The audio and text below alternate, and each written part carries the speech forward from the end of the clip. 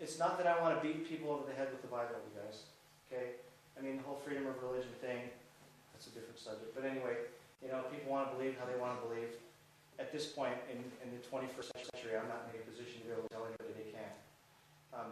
But what I want to make sure is that our children are educated properly, accurately, intelligently, and not indoctrinated. And that's why I pulled him out of school. Well, I have a question though. If you went to the teacher and then you went to the principal and he said that was illegal, then what happened with when you told him what was said? When I had told him what the teacher said about the homosexuals and about evolution. Oh, well,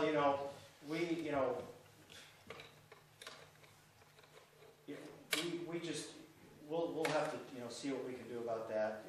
Just really nothing concrete. I've been harping on him for 2 years. And the last trying to dance around it. Yeah, the last email, it's kind of like the whole local control, state control thing. I'm not done with it yet. They're on. I've given them a break for now because they've actually told me that they're not allowed to teach religion in school. And I'm actually going to bring up the lawsuit 1963 Torcaso versus Watkins that where the Supreme Court actually acknowledged humanism and atheism as a religion. So I'll be going after that if this doesn't happen to pan out. But and I know I kind of went off in a million different directions and might have figured some of you guys out. So I really would like to be able to find the question thing and all that. Well, there's a lot of different groups that are working to get Christianity back into schools, like Rutherford, and I get all these political letters, and they're all working to, some of them get it in the school, to make it as The Rutherford legal. Institute she's talking about. They are, and I know Chuck Selden's actually a friend of mine. He does the Our Godly Heritage, and he's trying to put the Bible into school. It's actually state law already, I believe. But they can only teach the Bible in art, literature, and in his history. Which is a great step forward. Which is a great step forward. I mean, we can take that. We can definitely take that. Well, at least if they let the kids write about it, and their themes. Well, here's the issue that I see, is that we have the government has drawn a line in the sand, and it's called the separation of church and state. Mm-hmm. And most people believe that that's real. And so we have teachers that the irony about the whole history thing is that history teacher I actually spoke to was actually a Christian lady. And she came, when I talked to her, she was in tears, and she said, Tom, she goes, I don't even know what to do. I am so scared for my job. So what you have is a line that's drawn in the sand. You have everybody standing back 6 feet away from it, and nobody's willing to take that step forward. And I'll put my toes all the way up to that line if you want. Yes. Hard. Yes.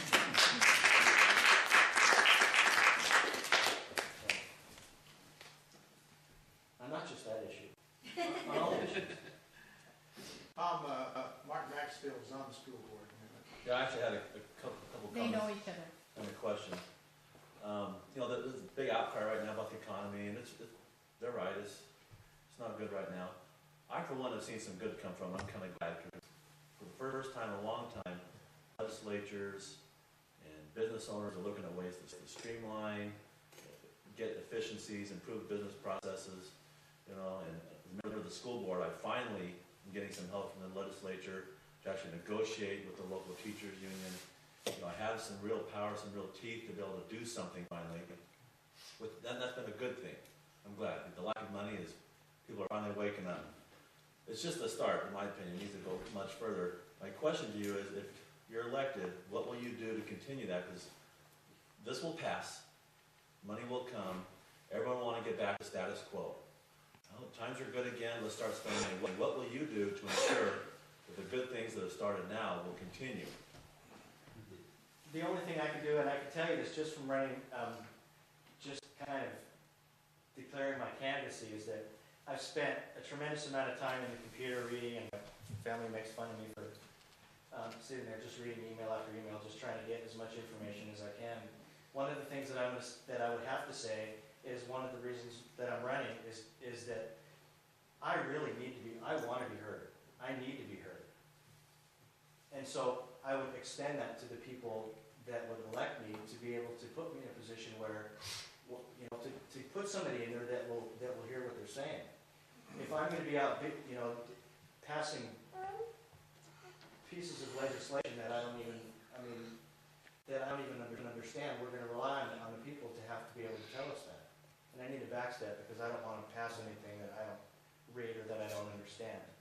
And I would really like to be able to see if they'll be able to slow some of the legislation down, because they're just cramming it down our throat. You get, if there's a pro-life bill, for example, I got less than 3 hours to be able to go down there and respond and be able to testify, or gun bills, or whatever else kind of bills there are.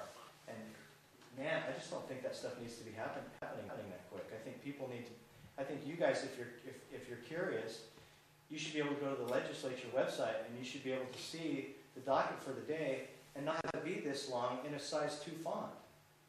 I mean, nobody has that kind of time to be able to do that. And the other thing I'd really like to do, and I can't get credit for this as much as I'd like to, but I'd like to see if we really need to pass a piece of legislation, that we find a piece that we can throw away. That we can repeal. I know you guys have to know there's tons of redundant laws. I mean, just even in the last session, there's been stuff like a texting bill. What do we need a texting bill for? And people were angry because I wouldn't pass it.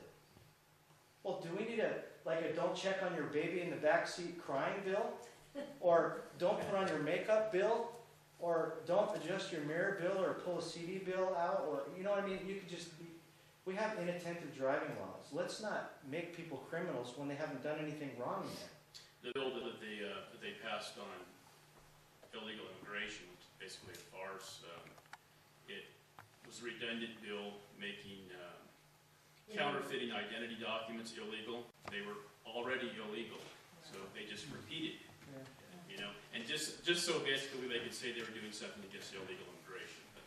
And I don't want to feel like somehow I didn't answer the question clear enough. Could I interject just a little?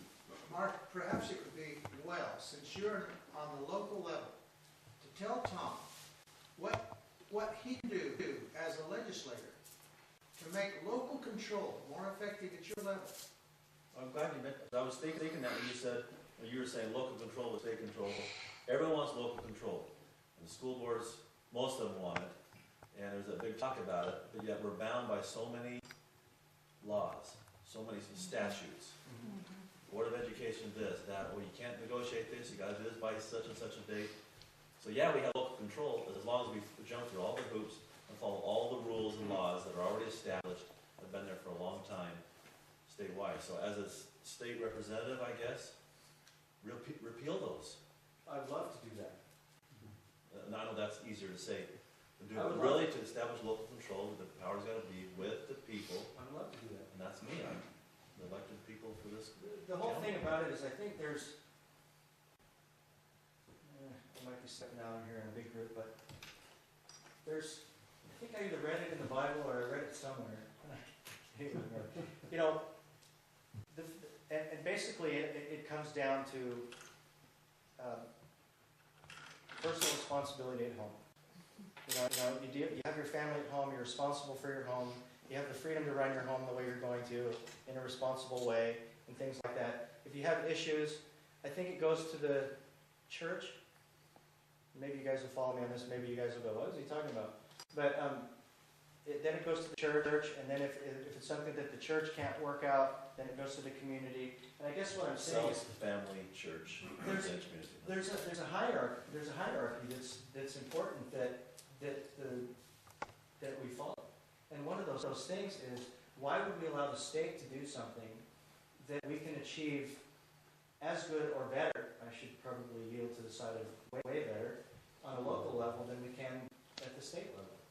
And that's really kind of... Well, nobody knows your issues better than you know your own issues. Well, yeah. Typically, the best government is the more local, the smallest and closest to the individual that's affected by the law is where we're going to have the best government.